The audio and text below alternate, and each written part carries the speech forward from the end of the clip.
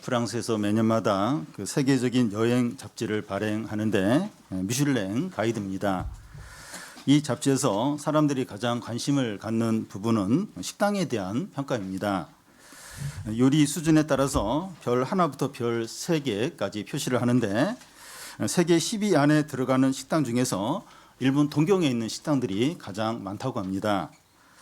동경이 그 세계적인 요리 도시로 명성을 날리고 있습니다. 일본이 다른 분야에서도 세계적인 것들이 많지만 요리에서도 세계적 명성을 얻게 된 데에는 이 가업 승계 전통이 있기 때문입니다. 요리를 하는데 할아버지, 아버지, 자녀, 손자식으로 몇 대에 걸쳐서 요리하는 겁니다. 그러니까 요리 기술이 계속 축적이 되고 또 계승이 되면서 발전하는 거죠. 일본의 이 가업 계승이 어느 정도인가 하면 자녀가 요리사보다 더 높은 수익과 사회적인 지위를 갖고 있어도 부모의 가업을 이제 이을 때가 되면 미련 없이 하던 일을 포기하고 가업 승계를 한다는 겁니다.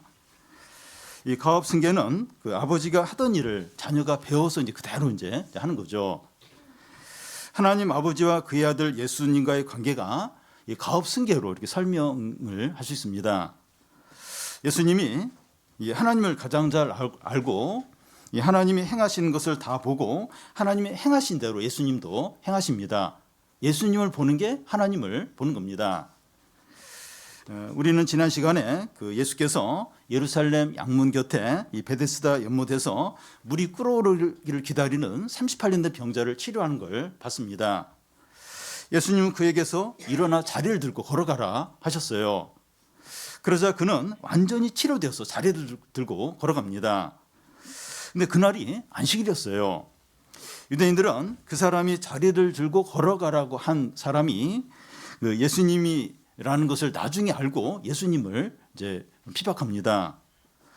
예수님이 자신이 행한 일에 대해서 아버지께서 행하시니 나도 행한다 이렇게 대답하세요.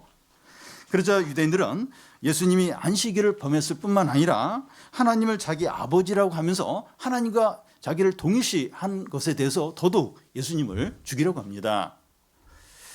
오늘 말씀은 하나님과 예수님 관계가 어떠한가를 설명하는 말씀입니다. 우리가 오늘 말씀을 읽으면서 느껴지는 게 좀 어떤 겁니까? 어렵고 무슨 말인지 모르고 지루하게 여겨질 수 있어요. 왜냐하면 예수님이 하나님 아버지와의 관계가 이러이러하다고 이렇게 말씀하는데 우리 아무런 관계가 없게 느껴지고 이질적으로 이제 느껴지기 때문입니다. 그런데 하나님의 아버지와 예수님이 존재하지 않거나 또 존재하지만 힘이 없거나 아무 영향력이 없다면 오늘 말씀을 무시해도 돼요. 그런데 하나님과 예수님이 살아 계시고 온 우주 만물을 창조하셨고 현재 다스리고 계시고 구원과 심판을 행하신다면 하나님을 존중해야 됩니다. 이 말씀을 귀하게 여겨야 되죠. 예를 들어서 미국 트럼프가 주중에 한국뿐만 아니라 세계 나라를 상대해서 높은 관세를 적용한다고 발표했습니다. 온 세계가 크게 걱정하고 고민에 빠졌습니다. 이 트럼프 대통령과 그의 측근들이 이제 이런 결정을 내렸는데 한국에 사는 우리가 먹고 사는 문제에 영향을 미치는 겁니다. 물론 이 경제 전문가들은 트럼프의 관세 정책이 이 부메랑이 되어서 미국 소비자 물가를 이제 상승시키고 미국 경제에도 안 좋은 영향을 끼치기 때문에 결국 이제 트럼프가 이제 수세에 몰릴 거다 이렇게 이제 전망을 합니다. 그렇더라도 현재 우리가 걱정하는 이유는 미국 트럼프 대통령이 힘이 있기 때문에 지금 어쨌든 이게 이제 걱정이 되는 거죠. 그런데 하나님과 예수님은 미국 트럼프와 비교할 수 없을 정도로 전능하시고 영원하신 주권자십니다. 그렇다면 미국 트럼프의 관세 정책에 우리가 이제 관심을 갖는 것보다 하나님과 예수님 또 그의 말씀에 더더욱 관심을 가져야 이제 하는 거죠. 왜냐하면 하나님의 말씀이 이 나라와 우리 가정과 우리 자신에게 결정적인 영향을 주기 때문입니다. 먼저 그 예수님이 안식일에 38년 된 병자를 치료하신 것이 무슨 의미가 있느냐 하는 겁니다. 19절을 같이 한번 읽겠습니다. 그러므로 예수께서 그들에게 이르시되 내가 진실로 진실로 너에게 이르노니 아들이 아버지께서 하시는 일을 보지 않고는 아무것도 스스로 할 수 없나니 아버지께서 행하시는 그것을 아들도 그와 같이 행하느니라. 여기 내가 진실로 진실로 너에게 이르노니 하는데 이 진실로가 헬라어로 아멘입니다. 우리가 기도하고 이제 끝날 때 예수 그리스도 이름으로 기도드립니다. 아멘 이렇게 하죠. 아멘의 의미는 진실하다, 참되다 하는 의미입니다. 우리가 하나님께 드린 기도가 참되고 진실합니다. 이제 하는 의미로 기도를 마치면서 아멘 이렇게 이제 하는 거죠. 예수님의 말씀은 다 진실하고 참됩니다. 그런데 예수님이 어떤 말씀을 하시면서 아멘 아멘 하신다면 그 말씀은 더 중대하고 참되고 너무나 결정적인 말씀이라는 거죠. 예수님은 오늘 본문 말씀에서 19절과 24절과 25절 세 번에 걸쳐서 진실로 진실로 이렇게 말씀을 하고 있어요. 예수님의 다른 말씀도 다 진실하고 참되지만 오늘 말씀은 더더욱 참되고 진실하고 너무나 중요한 말씀이라는 거예요. 우리가 정신을 바짝 차리고 긴장하면서 오늘 말씀을 들어야 한다는 겁니다. 예수님이 아멘 아멘 하면서 무슨 말씀을 하십니까? 아들이 아버지께서 하시는 일을 보지 않고는 아무것도 스스로 하지 않는다는 거예요. 이 말씀은 예수님이 인격체가 아니라 노보처럼 그냥 시키는 대로 기계적으로 한다 이런 의미가 아닙니다. 예수님은 하나님 아버지와 동등하세요. 완전히 일치하시고 하나님이십니다. 아버지께서 행하시는 그것을 아들도 그와 같이 행한다 이렇게 하는데 이 안식일에 38년 된 병자를 치료하신 일은 하나님 아버지가 하신 일이라고 할 수 있다는 거예요. 진실로 진실로 그렇다는 겁니다. 여러분 예수님은 하나님이시면서도 이렇게 독자적인 행동을 하시는 것이 아니라 하나님 아버지에게 철저히 맞추고 하나님의 뜻을 이루는 데 헌신했습니다. 예수님은 자신의 모든 것을 통해서 하나님을 나타내셨어요. 예수님은 안식일에 병자를 고치하면 유대인들이 너무 싫어하고 막 죽이려고 한다는 걸 아시면서도 그렇게 이제 하셨습니다.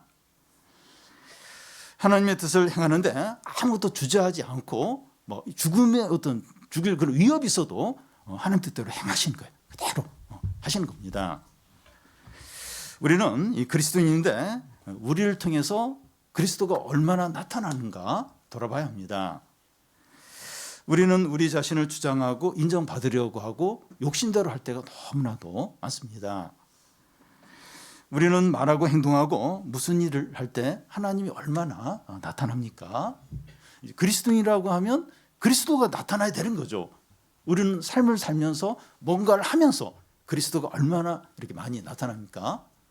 학생들은 학교 생활하고 공부하면서 직장인들이 직장 생활하면서 주부들은 집안일과 여러 일을 하시면서 이렇게 그리스도가 얼마나 나타나고 있습니까? 우리는 손해 보더라도 사람들을 두려워하지 않으면서 우리를 통해서 하나님의 뜻이 이루어지도록 해야 합니다.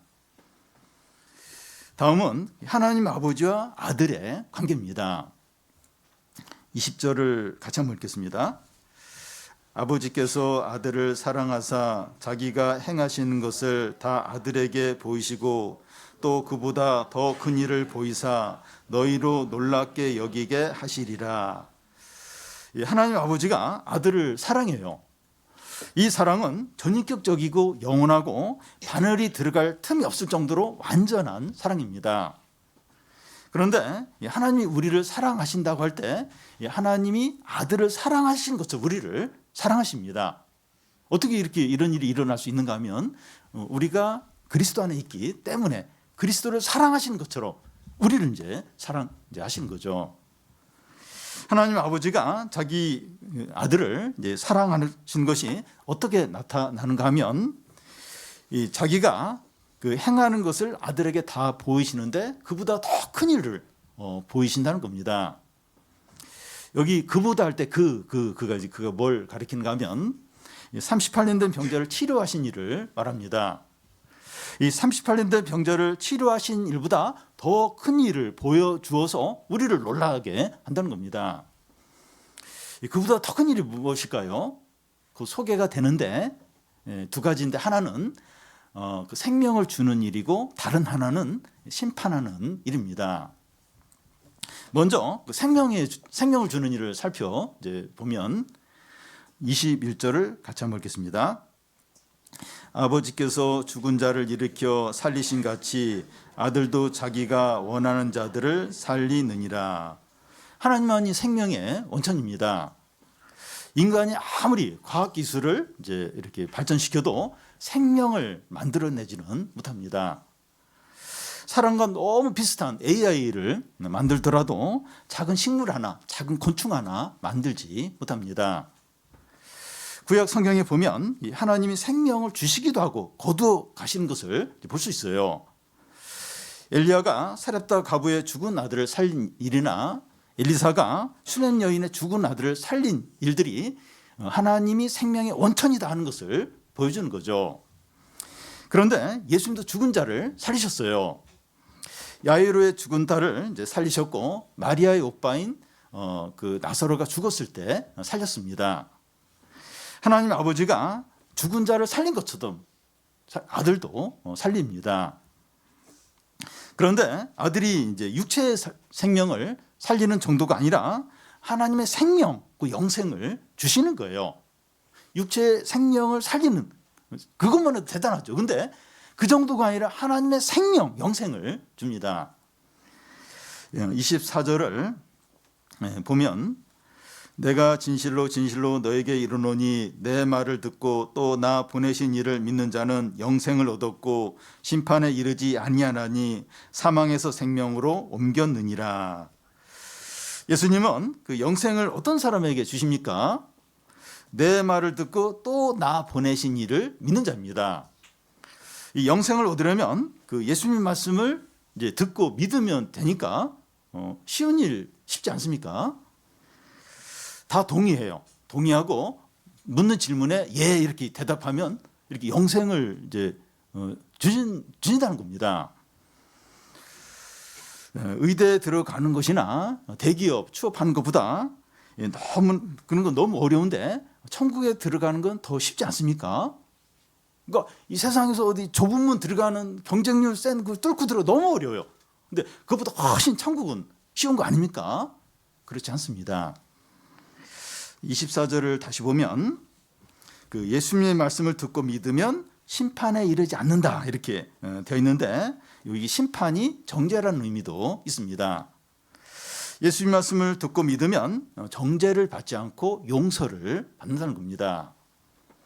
그런데 용서를 받기 위해서 우선돼야 하는 것이 자기가 죄인이라는 것을 인정해야 됩니다. 자기가 죄인이라는 걸 전혀 이렇게 생각하지 않는데 예수님 믿고 죄 용서 받으라 하면 비웃어요. 웃기는 얘기 하지 말라고 합니다. 나는 전혀 죄인이라고 생각하지 않은 겁니다. 예수 믿고 용서받고 구원받으시고 그러면 웃기는 얘기 하지 말라고 그렇게 하면서 비웃게 되죠. 사람들은 죄를 심각하게 여기지 않고 자기가 죄인이라는 생각을 하지 않습니다. 그러다가 자기 죄가 드러나게 되면 너무나 수치스럽게 여기면서 어쩔 줄 몰라 합니다. 최근에 그 남자 톱스타 이 배우와 고인이 된 여자 배우와의 관계가 큰 관심을 끌고 있습니다. 남자 배우가 미성년 시기인 여자 배우와 사귀었느냐 안 사귀었느냐 진실 공방을 하고 있는데 이런 과정에서 남자 배우의 허물이 이제 다 드러나면서 엄청난 수치를 당하고 있습니다. 며칠 전에는 어떤 국회의원이 수년 전에 여자 비서를 성추행한 것이 드러나서 스스로 목숨을 끊는 일도 있었습니다. 그런데 사람들은 이게 죄가 드러나야 죄를 심각하게 여기고 후회하고 수치스럽게 여깁니다. 그런데 자기 죄가 공개적으로 드러나지 않으면 하나님 앞에서 자기가 얼마나 죄가 심각한가 또 이제 그런 걸 잘 몰라요. 근데 자기 죄가 드러나기 전에 하나님 앞에서 내가 얼마나 죄가 많고 또 소망 없는 자인가 하는 걸 인정하고 예수 그리스도의 십자가를 믿어서 죄 용서받고 구원받은 사람은 너무나 적습니다. 근데 이런 사람이 진짜 복됩니다.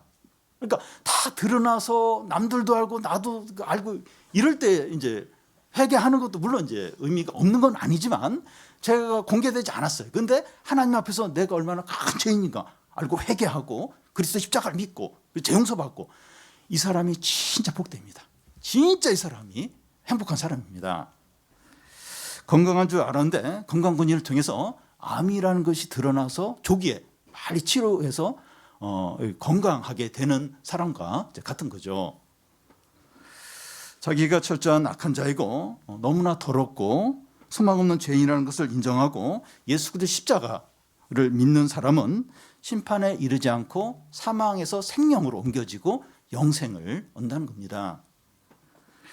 우리가 예수님을 믿는 자라면 우리는 자신이 얼마나 큰 죄인인가를 깨닫고 예수 그리스도의 십자가 외에는 아무런 소망이 없다는 것을 인정하고 십자가만을 전적으로 붙드느냐 하는 겁니다. 내가 그리스도인 그렇게 알고 있고 그렇게 고백을 한다면 진짜 내가 얼마나 절망적인 죄인인가. 그래서 십자가 외에는 소망이 없다. 그래서 그 십자가만을 전적으로 붙드느냐 하는 겁니다. 나에게 죄 용서의 어떤 기쁨과 감격과 감사가 있느냐 하는 겁니다. 이런 사람이 신자인 거예요. 진짜 신자는 이런 죄 용서의 감격과 기쁨이 있다는 거예요. 힘들고 어려워도 나를 죄 가운데서 구원해 주셨는데 나에게 영생을 주셨는데 하면서 기뻐하고 감사하는 게 신자라는 겁니다. 우리에게 이런 어떤 기쁨, 감격, 이런 회개 이렇게 있느냐 하는 겁니다. 여러분 우리가 이 죄 용서를 필요를 강하게 느끼고 예수 그리스도의 죽음과 부활을 전적으로 믿을 때 영생을 누리게 됩니다.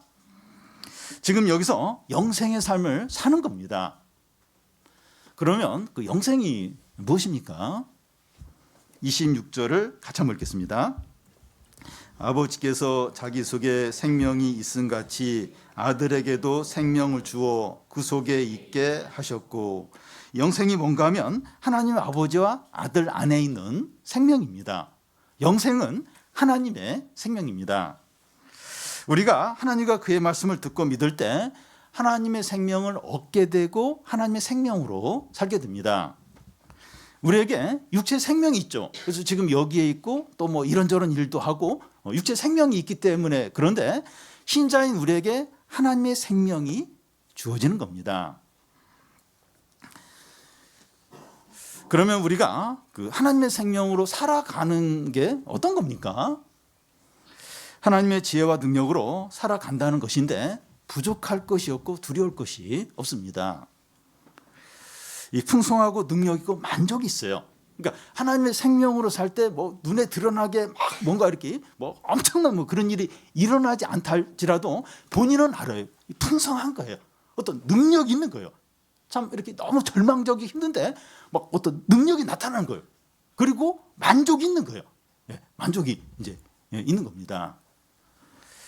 경제적으로 어렵든지 질병이 있든지 성적이 잘 안 나오든지 친구 관계가 힘들든지 미래가 불안하더라도 염려할 게 없습니다. 어떤 어려움이나 위기나 죽음까지도 우리에게서 하나님의 생명을 빼앗아가지 못합니다. 이 생명이 다 이기는 거예요. 어떤 어려움도 우리가 이렇게 죽어도 하나님 생명을 잃어버리는 게 아니에요. 여전히 하나님 생명을 가지고 있는 겁니다. 하나님의 생명 곧 하나님의 모든 소유를 내 것으로 사용하는데 부족한 것이나 두려울 게 없는 거죠. 이게 나이가 들면 자꾸 위축이 될 수 있어요. 또 몸도 아프기도 하고 또 가난해지기도 하고 자꾸 이렇게 열부고. 그런데도 이 하나님의 생명이 있으면 괜찮아요. 다 이기고 두려울 게 없습니다. 겉사람은 낡아지죠. 자꾸 이렇게 병들고 또 자꾸 낡아져요. 근데 속사람은 날로 새로워진 거예요. 왜냐하면 하나님의 생명이 있으면 계속 새로워진 거예요. 계속 업그레이드 되는 거예요. 업그레이드 되는 겁니다. 하나님 아버지께서 아들에게 보이실 더 큰 일 중에 하나는 심판을 하는 겁니다. 22절, 23절을 한 절씩 교독 읽겠습니다. 아버지께서 아무도 심판하지 아니하시고 심판을 다 아들에게 맡기셨으니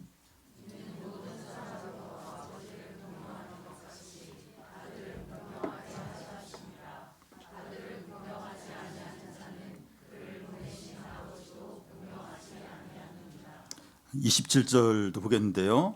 또 인자됨으로 말미암아 심판하는 권한을 주셨느니라. 예. 사람들은 하나님이 심판하신다는 것을 잘 인정하지 않는 경향이 있습니다. 하나님의 사람과 모순이 된다는 거죠. 어떤 유명한 신학자는 사람이 자기 죄로 망하는 것이지 하나님은 사람을 심판하지 않는다, 이렇게 주장을 합니다. 그런데 하나님의 사랑과 심판이 모순되지 않습니다. 요한복음 3장 17절에 보면 하나님이 그의 아들을 세상에 보내신 것은 세상을 심판하기 위해서가 아니라 세상을 구원하기 위해서라고 했습니다. 예수님이 세상에 오신 것은 섬기로, 또 자기의 목숨을 속죄 제물로 주기 위해서 오셨습니다. 그런데 예수님을 믿지 않으면 그는 이미 심판에 이르게 된다는 겁니다. 무슨 말인가 하면 이 바다에서 배가 뒤집혀서 사람들이 물에 빠졌어요. 그래서 해경이 와서 막 구명투구를 던져주면서 이제 이렇게 그걸 이제 붙잡고 이제 살도록 하는데, 어떤 사람이 끝까지 구명보트를 이렇게 붙들지 않으면 이 사람은 그냥 물에 빠져 죽게 됩니다.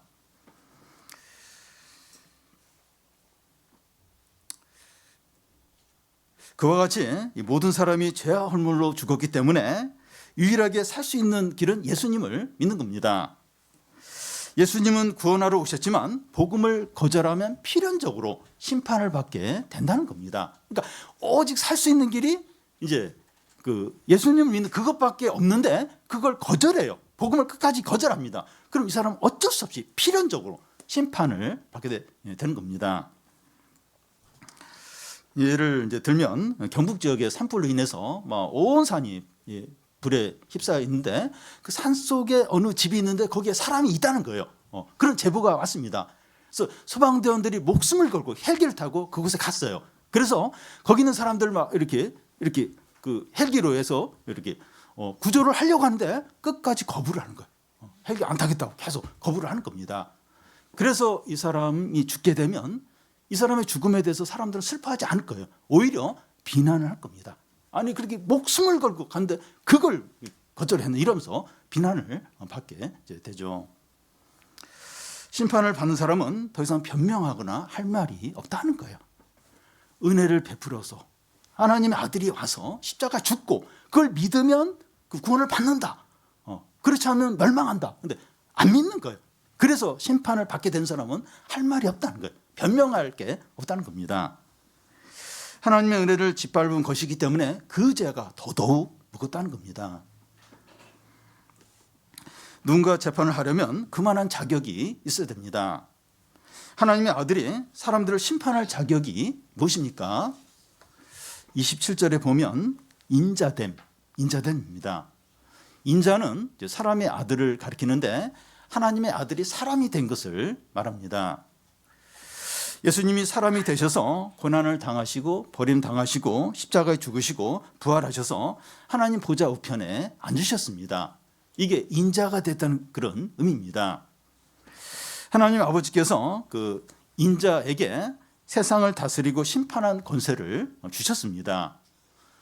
다니엘서 7장 13절에 보면 인자 같은 이가 하늘 구름을 타고 하나님 아버지 앞으로 인도되는데 그의 권세는 영원한 권세요, 그의 나라가 멸망하지 않는다고 했습니다. 인자에 대한 말씀이 빌립보서 2장에도 나오는데요. 하나님의 아들이 자기를 비워서 사람이 되시고 십자가에 죽기까지 순종을 하셨는데 하나님이 그를 높이셔서 모든 이름 위에 두시고 모든 무릎을 예수님 앞에 꿇게 하시고 그의 입으로 주라고 시인하게 했다고 이제 말합니다. 이게 이제 주님이 되신 겁니다.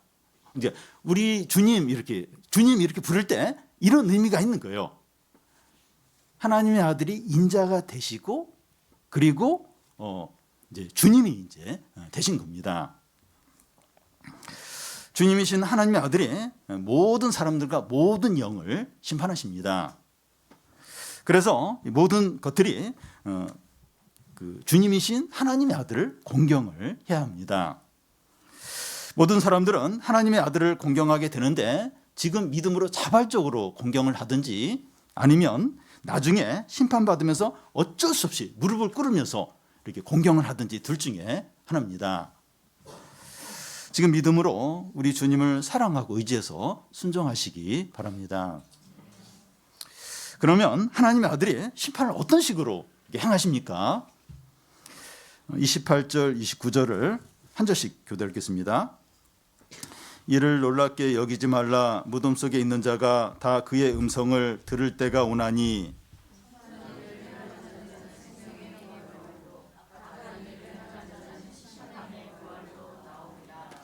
사람이 죽으면 그것으로 끝나는 게 아니라는 겁니다. 지금 말하는 것으로 놀라지 말라고 하는데 무덤 속에 있는 자들이 마지막 날 주의 음성을 들을 때 모두 몸으로 부활을 한다는 겁니다. 두 가지로 부활하게 됩니다. 여기 선한 일을 행하는 자라고 하는데 신자를 말하고 생명의 부활을 하게 되어서 복되고 영광스럽고 풍성한 삶을 영원히 살게 됩니다. 더 이상 이별이나 슬픔이나 죽음이나 또 빈곤이나 절망이나 아픔이나 이런 것 없이 기쁨과 행복과 즐거움과 찬양 가운데 영원히 살게 됩니다. 여기 악한 일을 행하는 자는 이제 복음을 들었지만 믿지 않고 끝까지 거부하는 불신자를 이제 말하는데 그는 심판의 부활을 하게 되어서 지옥에서 고통과 슬픔과 탄식 가운데 영원히 지내게 됩니다. 부자와 나사로 이야기에 나온 것처럼 지옥은 영원한 불속 가운데서 물 한 방울 혀에 이렇게 댈 수 없을 정도로 너무나 고통 가운데서 영원히 사는 것이 지옥입니다. 여러분, 죽음은 끝이 아닙니다. 죽음으로 모든 게 사라지는 게 아닙니다. 죽음 이후에 몸을 가지고 영원히 사는 삶이 있다는 거예요. 구약 성경에도 이런 표현들이 자주 나오는데 아브라함과 야곱이 이렇게 죽었을 때 성경이 어떻게 되어 있는가 하면 그의 조상들에게 돌아갔다고 그렇게 되어 있습니다. 죽고 그냥 끝났다 그렇게 안 하고 그의 조상들에게 돌아갔다 이렇게 합니다. 우리 교인이었는데 먼저 하늘로 가신 분들 몇 분만 언급을 하면 김희연 자매, 또 김영규 집사님, 최수선 집사님이 계십니다. 이분들은 죽음으로 사라지고 끝난 게 아닙니다. 마지막 날 우리 모두가 몸으로 부활해서 다 만나게 됩니다. 우리 부모님들이나 아는 분들이 한 분 한 분 돌아가시고 유명한 분들도 사망했다는 소식을 듣고 또 연예인이나 정치인들이 자살했다는 소식을 듣고 충격을 이렇게 받습니다. 현재 우리는 너무 힘들고 괴롭고 삶의 짐이 무거울 때 죽음을 생각할 때가 있습니다. 청소년이나 청년이나 또 장년이나 너무나 힘들고 너무 지칠 때 이런 생각을 합니다. 밤에 잠들면서 영원히 깨지 않았으면 좋겠다 이런 생각을 할 때가 있어요. 그런데 우리가 반드시 생각해야 될 게 뭔가 하면 죽음은 끝이 아니라는 거예요. 죽음 이후에 완전히 정반대되는 두 종류의 영원한 삶이 있다는 겁니다. 다른 제 삶은 없어요. 영원한 이 두 종류의 삶 외에 또 제3, 제 삶은 없습니다. 현재 우리의 삶이 아무리 힘이 들고 의미가 없고 질병으로 고생하더라도 죽음 이후에 맞이하게 되는 그 지옥의 영원한 고통보다는 낫습니다. 그러면 죽음 이후에 맞게 되는 영원한 삶이 언제 결정이 됩니까?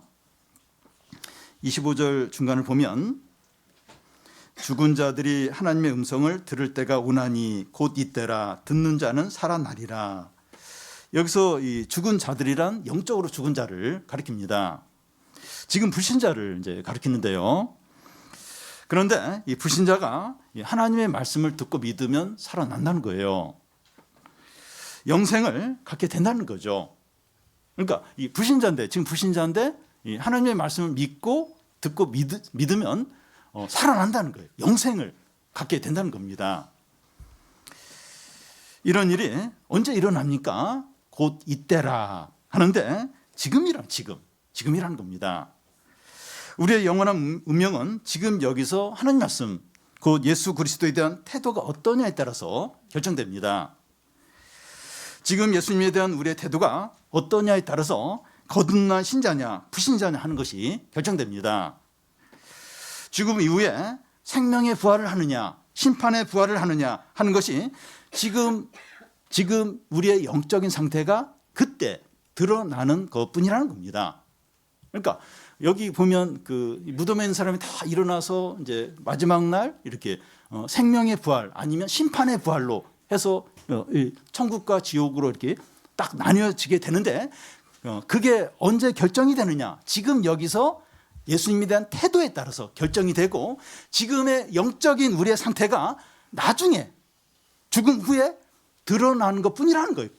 나중에 가봐야 알고 그게 아니라 지금의 영적인 상태가 마지막 날 생명의 부활로 심판의 부활로 드러나는 것뿐이라는 겁니다. 그러니까 지금 여기서 예수님에 대한 태도 이게 결정적이라는 거예요. 여기서 영원한 운명이 결정이 된다는 겁니다. 하나님의 말씀을 듣는 지금 여기서 결정이 됩니다. 말씀을 듣고 자기가 죄인인 줄 깨닫고 죄 용서의 필요성을 느끼고 그리스도 십자가를 전적으로 붙드느냐 하는 겁니다. 모태신앙이냐, 신앙 경력이 얼마나 되느냐, 말씀을 얼마나 많이 들었느냐, 직분이 뭐냐 하는 것에 달려있는 것이 아닙니다. 말씀을 통해서 예수를 믿는 것이 결정적으로 중요합니다. 그러면 지금 여기서 사망에서 생명으로 옮겨지고 영생의 삶을 살게 돼요. 지금 듣는 말씀에 대해서 믿음으로 반응하면 여기서 사망에서 생명으로 옮겨져요. 그러면서 영생을 얻게 됩니다. 여러분, 이 세상에서 신앙 때문에 고생하고 손해보고 어려움을 겪는 게 낫습니다. 세상 살 동안 자기 집이 있어도 월세나 전세를 사는 것처럼 천국 본향을 향해 나아가는 나그네로 사는 겁니다. 지금 우리가 하루하루 사는 삶이 영원한 삶을 준비하는 삶이 되도록 해야 합니다. 여러분, 이 세상은 천국이 아니라 영적인 훈련장이에요. 이 세상에서 다 누리고 다 차지하고 다 해보려고 하는 사람은 세상과 함께 망하게 됩니다. 이곳이 천국이 아니에요.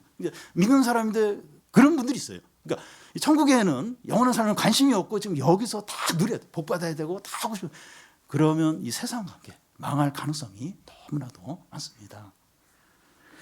우리가 세상을 살면서 공부도 열심히 하고 직장 생활도 최선을 다하고 돈도 열심히 벌고 운동도 열심히 해야 하지만 우리의 진정한 목표는 하나님의 뜻대로 살고 믿음으로 살아서 영원한 삶을 준비하는 겁니다.